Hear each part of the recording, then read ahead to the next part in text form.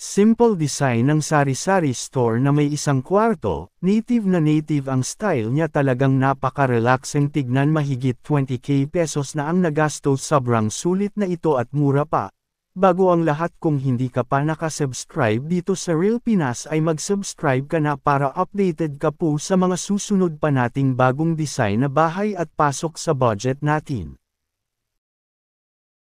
So ayan, ito na yung pinaka-design niya guys, talagang napakalinas pagkagawa sa native na ito. At ito na nga yung mga hinahanap natin na design na kung saan matatawag natin na tindahan or sari-sari store.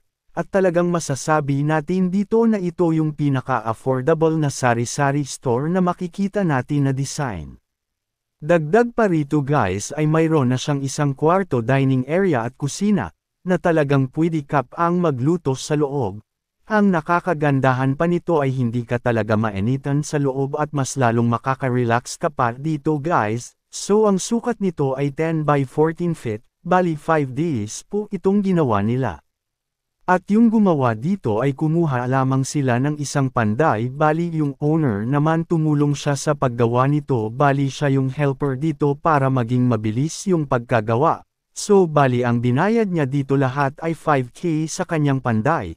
Dahil pakyawan po ito at umabot ito ng 5 araw, at ito yung kinalabasan niya guys, diba po napakaganda at aliwalas tignan, dito sa mga materials niyang nagamit, bali 15k yung nagastos nila dito guys at ang total lahat ay mahigit 20k pesos budget.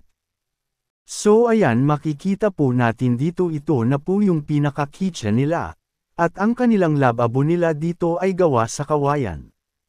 Dito natin makikita guys, napaka-cute tignan ang kanilang kusina, dito pala sa pinakataas guys screen yung nilagay nila dito.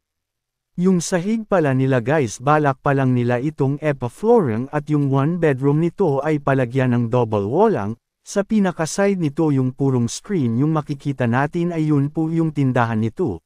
So bali pagkagawa nito may kasama na itong tipid dahil yung pagkabili nila sa mga kawayan mura lang nilang nabili.